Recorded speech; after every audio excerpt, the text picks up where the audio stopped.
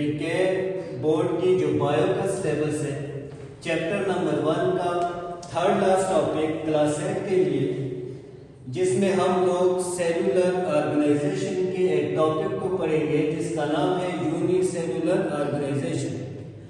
तो आप कहते हो those organism which body is composed of a single cell, वो ऑर्गेनिज्म जिनकी बॉडी सिर्फ एक सेल से मिलकर बनी हो, उन ऑर्गेनिज्म को आप कहते हो यूनिसेलुलर, और ऑर्गेनाइजेशन को आप कहते हो यूनिसेलुलर ऑर्गेनाइजेशन।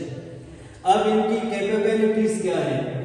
एक सिंगल सेल जो है वो रिस्पॉन्सिबल है डाइजेशन के लिए भी, रिस्पायरेशन के लिए, एक्सक्रीशन, रिप्रोडक्शन एंड कम्युनिकेशन के लिए।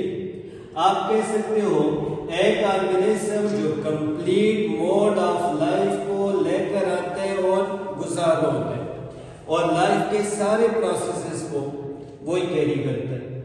अगर हम लोग एग्जाम्पल की बेस पे देखें तो किंगडम प्रोटेस्टा और मुनेरा, मेजॉरिटी हमारे पास किंगडम मुनेरा तो ऑलमोस्ट सारे ऑर्गेनिज्म यूनिसेलुलर है, किंगडम प्रोटेस्टा में यूनिसेलुलर है लेकिन यूकैरियोट।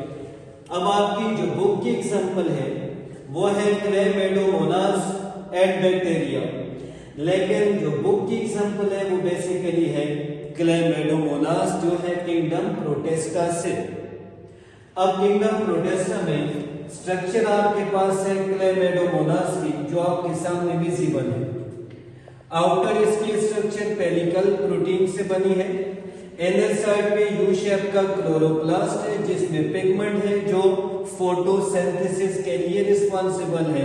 न्यूक्लियस इसका जेनेटिक मटेरियल है जो लाइफ के फर्दर प्रोसेसेस को कैरी करता है। आइस पार्ट जो है इसकी लाइफ के जो प्रोसेसेस है उसको लोकेट करता है, और फ्लैजेलम रिस्पांसिबल होता है फॉर मूवमेंट।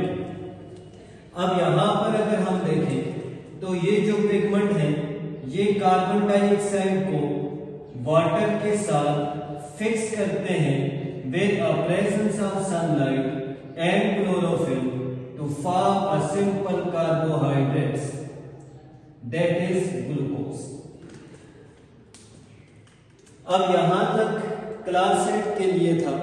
अब हम लोग आते हैं क्लास 9 का जो सिलेबस है, chapter number 2 biological problem number 1 में।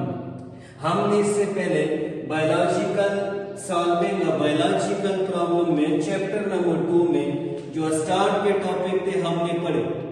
अब बायोलॉजिकल प्रॉब्लम नंबर 1 क्या है? इस सारे चैप्टर के अंदर हम लोग ऐसी डिजीज को पढ़ेंगे जो एज अ बायोलॉजिकल प्रॉब्लम है किसी भी एरा के अंदर, किसी भी सेंचुरी में। तो यहां पर एग्जांपल के तौर पे बायोलॉजिकल प्रॉब्लम नंबर 1 है मलेरिया। ये कोरोना भी हो सकता है, टाइफाइड भी हो सकता है, और भी कोई डिसऑर्डर हो सकते हैं। अब मलेरिया बेसिकली 18वीं सेंचुरी के अंदर पूरी दुनिया के अंदर एक एंडेमिक के तौर पर एक डिसऑर्डर था। मलेरिया इटालियन वर्ड से निकला हुआ है जिसका मतलब है बैड एयर। माला एंड एरिया, माला का मतलब है बैड, एरिया का मतलब है एयर।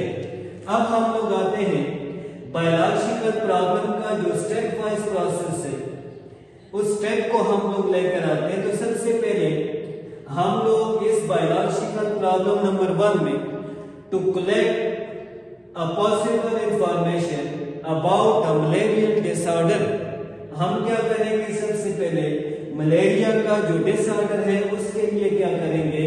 डेटा या इंफॉर्मेशन को कलेक्ट करेंगे। डेटा टेक्सचुअल फॉर्म में भी हो सकता है, ग्राफ की फॉर्म में भी हो सकता है, टेबल की फॉर्म में भी हो सकता है।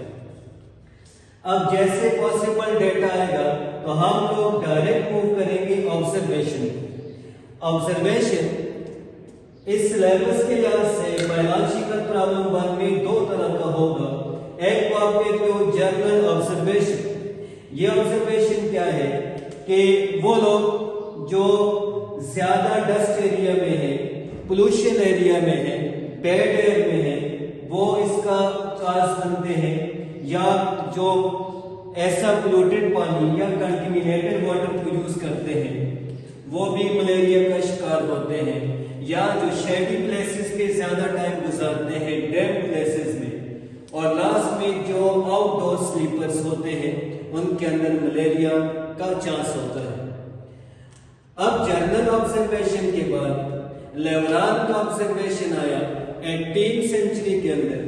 एक साइंटिस्ट जिसका नाम था लेवरान, उसने मलेरिया के ऊपर अपने लेवल पर ऑब्जर्वेशन को स्टार्ट किया।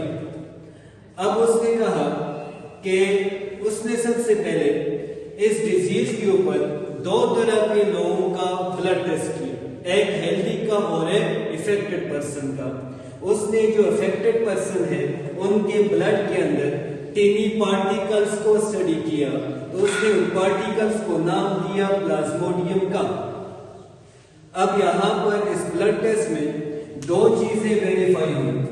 एक वो कि हेल्दी पर्सन जो है उसके ब्लड के अंदर आपको किसी भी तरह का पार्टिकल नहीं मिला, जबकि अफेक्टेड पर्सन के आरबीसी में आपको स्पेसिफिक टाइप के पार्टिकल्स मिले जिनको अपने लेवरान ने नाम दिया प्लाज्मोडियम का।